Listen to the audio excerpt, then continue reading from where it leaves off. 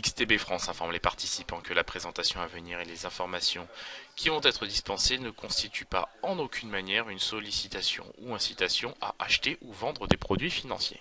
Nous attaquons tout de suite avec le calendrier économique de ce 8 août et vous le voyez, un peu de statistiques attireront notre attention aujourd'hui, si ce n'est bien évidemment les stocks hebdomadaires de pétrole aux États-Unis pour la semaine terminée au 3 août et l'émission obligataire américaine de maturité 10 ans prévue aujourd'hui à 19 heures. On le voit ce matin, les marchés européens ont ouvert en territoire négatif en raison du repli des indices chinois. La PBOC s'est prononcée en faveur d'une stabilisation du yuan face au dollar américain. C'est pourquoi d'ailleurs la devise a retrouvé des couleurs. Bien que les chiffres du commerce extérieur chinois soient positifs, on le voit à l'écran, eh bien la balance commerciale s'est quand même bien contractée de 13,42 milliards de dollars à 28,05 milliards de dollars. Donc effectivement, c'est des datas qui sont assez mauvaises pour le commerce extérieur d'une manière générale chinois. Maintenant, on s'intéressera quand même aujourd'hui aux publications d'entreprises. Je pense notamment à Adidas, ThyssenKrupp et SBM Offshore.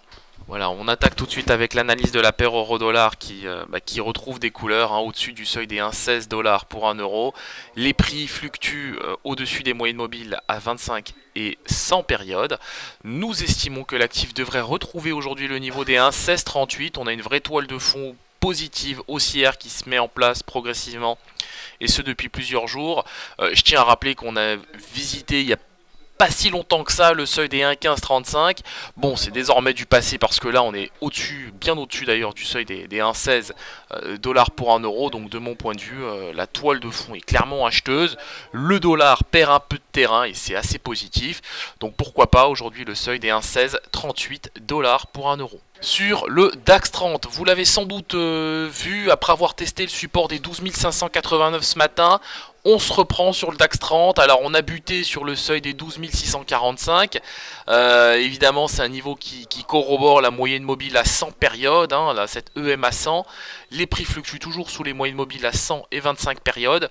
Nous estimons que l'indice devrait se stabiliser autour des 12 600 points, 12 620 à 12 600 points. En cas de cassure du seuil des 12 640 points, eh bien nous pourrions retrouver le seuil des 12 685 points.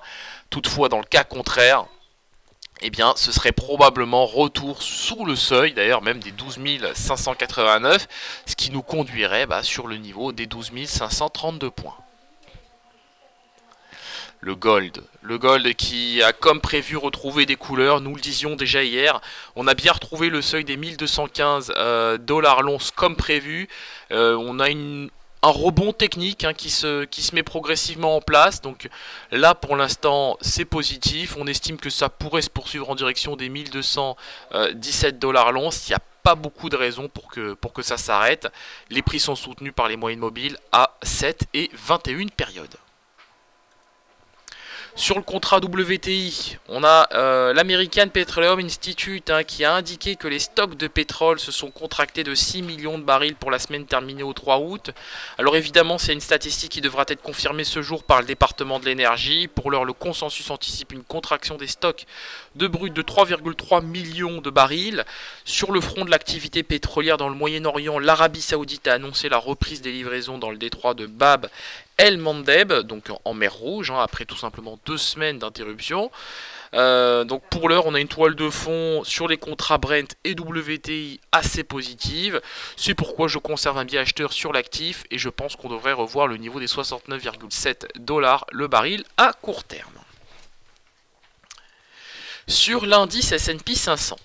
Donc bien que les indices aient ouvert en léger repli dans le sillage des indices asiatiques, on remarque que la tendance générale est nettement positive et qu'on a aussi des niveaux de valorisation assez résilients. On note que l'indice S&P 500 fluctue autour des 2860 points, ce qui signifie qu'on est désormais à 1% du pic annuel, soit le niveau des 2877 points. On a des investisseurs qui restent quand même paralysés par la faiblesse des volumes, l'absence de volatilité, les tensions commerciales, la géopolitique, l'Iran, la Corée du Nord sont toujours des thématiques présentes.